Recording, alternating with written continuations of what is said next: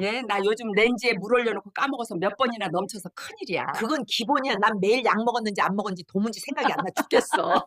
여러분, 혹시 요즘 들어 부쩍 어제 뭐 먹었지? 휴대폰을 어디 뒀더라? 하며 고개를 갸우뚱하신 적 없으신가요? 단순히 나이 탓이라며 웃어넘기기엔 마음 한구석이 찝찝하셨을 겁니다. 그런데 여러분, 이건 뇌가 늙어서라기보다 뇌에 가뭄이 들어서일 확률이 높습니다. 또 아침에 일어났는데 눈은 떴는데도 머릿속은 안개가 낀 것처럼 흐릿한 느낌.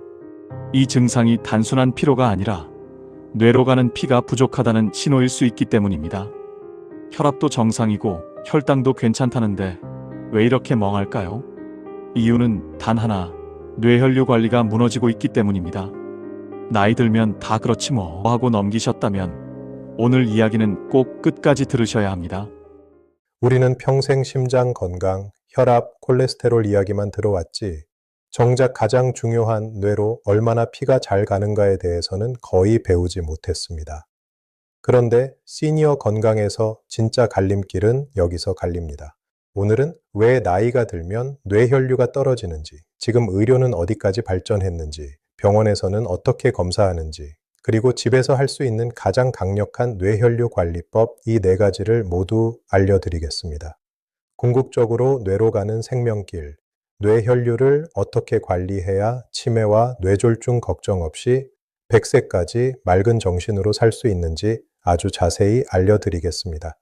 특히 어디서도 듣기 힘든 최신 선진 의술 이야기까지 준비했으니 끝까지 채널 고정해주세요. 반갑습니다. 여러분의 건강한 노후를 함께 설계하는 우리 동네 건강 소식의 건강 큐레이터 정석쌤입니다. 시작하기 전에 아직 구독과 좋아요 안 누르신 분들 계시죠? 여러분의 클릭 한 번이 우리 동네 어르신들의 건강을 지키는 가장 큰 힘이 됩니다. 자, 그럼 뇌혈류의 세계로 바로 떠나볼까요? 시니어 건강에서 혈압, 당뇨 관리만큼 중요한 게 바로 뇌혈류량입니다. 우리 뇌세포는 단 1분만 혈액 공급이 끊겨도 비명을 지르며 죽어갑니다. 한번 죽은 뇌세포는 다시 살리기가 정말 어렵죠. 나이가 들면 우리 혈관도 고속도로처럼 오래되어 여기저기 포트홀이 생기고 좁아집니다. 특히 식사 후에 어지럼증을 느끼거나 갑자기 일어날 때 눈앞이 캄캄해지는 분들 계시죠?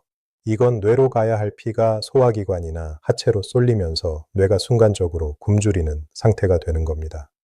독일의 한 뇌과학 연구소에 따르면 뇌혈류량이 20%만 줄어들어도 인지 기능이 10년 이상 노화된 것과 같은 상태가 된다고 합니다.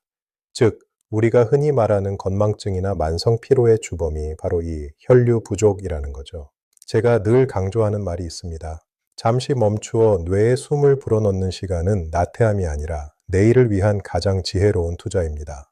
식사 후나 피곤할 때 무리해서 움직이지 말고 뇌가 충분히 피를 공급받을 수 있도록 배려해 주는 것, 그것이 바로 시니어 뇌 건강의 첫걸음입니다. 여러분, 뇌는 우리 몸에서 가장 예민한 장기입니다. 몸무게의 아주 작은 부분밖에 차지하지 않지만 산소와 영양분은 누구보다 많이 필요로 합니다. 그래서 뇌로 가는 피가 조금만 줄어도 바로 기능이 떨어집니다. 기억이 흐려지고 집중이 안 되고 이유 없이 피곤해집니다. 젊을 때는 몸이 자동으로 조절을 잘합니다. 일어서도 밥을 먹어도 움직여도 뇌로 가는 혈류를 일정하게 유지합니다. 하지만 나이가 들면 이 능력이 서서히 약해집니다. 첫째, 혈관이 딱딱해집니다. 피를 밀어 올리는 힘이 예전 같지 않습니다. 둘째, 자율신경 조절 기능이 떨어집니다. 밥을 먹어 피가 위장으로 몰릴 때 혈압을 올려 뇌로 보내야 하는데 그 반응이 느려집니다. 셋째, 자세 문제입니다. 등이 굽고 목이 앞으로 빠지면 뇌로 가는 혈류 통로가 눌립니다. 결국 가만히 있어도 뇌는 예전보다 덜 먹고 있는 상태가 되는 겁니다. 이 상태가 계속되면 기억력 저하, 어지럼증, 만성 피로, 심하면 치매 위험까지 올라갑니다. 병은 어느 날 갑자기 오는 게 아닙니다. 뇌가 서서히 굶어가면서 시작됩니다. 병원에 가면 도대체 내 뇌혈류를 어떻게 확인할 수 있을까요? 가장 대표적인 것이 바로 TCD, 즉 뇌혈류 초음파 검사입니다. 이 검사, 겁먹으실 필요 전혀 없습니다. 임산부들이 뱃속 아기를 볼 때 하는 초음파랑 똑같거든요. 귀 옆이나 뒷목에 젤을 바르고 살짝 갖다 대기만 하면 됩니다. 이 검사를 통해 우리는 세 가지 핵심 정보를 알 수 있습니다. 첫째, 혈류 속도입니다. 피가 너무 빠르면 혈관이 좁아진 것이고 너무 느리면 혈관 탄력이 떨어진 거죠. 둘째, 혈류의 방향입니다. 뇌로 가야 할 피가 엉뚱한 곳으로 새고 있지는 않은지 잡아냅니다. 셋째, 혈관의 저항도입니다. 혈관이 얼마나 딱딱해졌는지, 즉 동맥경화가 얼마나 진행됐는지를 수치로 보여줍니다. 많은 분이 MRA 찍으면 다 나오는 거 아니야? 하시는데 MRA가 혈관의 모양을 찍는 사진이라면 TCD는 피가 흐르는 움직임을 보는 영상입니다. 사진상으로는 멀쩡해 보여도 실제로 피가 쫄쫄 흐르고 있다면 TCD로만 잡아낼 수 있는 거죠. 검사 결과에서 만약 특정 부위의 혈류 속도가 유독 빠르다면 그곳이 바로 미래의 뇌경색 위험 지역입니다. 미리 알고 대비하면 충분히 막을 수 있습니다. 여러분, 의학은 무서운 속도로 발전하고 있습니다. 예전에는 뇌졸중이 오면 운명이다 라고 생각했지만 지금은 다릅니다. 응급 상황에서는 혈관 안으로 기구를 넣어 막힌 혈전을 직접 꺼내는 시술이 이루어집니다. 자, 이제 희망적인 소식을 전해드릴게요. 최근 미국 하버드 대학의대와 메이오 클리닉에서 발표한 연구들을 보면 입이 떡 벌어집니다. 가장 놀라운 기술 중 하나가 AI 기반 뇌졸중 예측 시스템입니다. 이젠 검사 데이터만 넣으면 인공지능이 이 환자는 3개월 내에 뇌경색이 올 확률이 90%입니다. 라고 미리 알려줍니다. 그러면 의사는 막히기도 전에 미리 혈관을 넓히는 시술을 할 수 있죠. 또한 수술 없이 뇌혈관을 뚫는 고집적 초음파 HIF 기술이 각광받고 있습니다. 예전에는 뇌혈전 피떡을 없애려면 머리를 열거나 카테터를 삽입해야 했죠. 이제는 밖에서 초음파만 쏘아 혈관벽의 노폐물을 제거하고 뇌혈관 장벽을 안전하게 열어 약물을 주입하는 단계까지 왔습니다. 시간 안에 치료하면 마비 없이 회복하는 경우도 늘고 있습니다. 또 예전에는 이미 손상이 크면 포기하던 경우도 있었지만 최근에는 영상검사를 통해 아직 살릴 수 있는 뇌 조직이 남아 있다면 적극적으로 시술을 시도하는 연구들이 나오고 있습니다. 반대로 무조건 시술하는 것이 아니라 도움이 될 사람과 그렇지 않은 사람을 더 정확히 구분하는 방향으로 발전하고 있습니다. 뇌동맥류 치료도 예전처럼 머리를 여는 수술이 아니라 혈관 안으로 들어가 안에서 막아주는 방법들이 계속 발전하고 있습니다. 즉, 지금 의료는 방법이 없던 시대가 아니라 환자 상태에 맞춰 정교하게 선택하는 시대로 바뀌었습니다.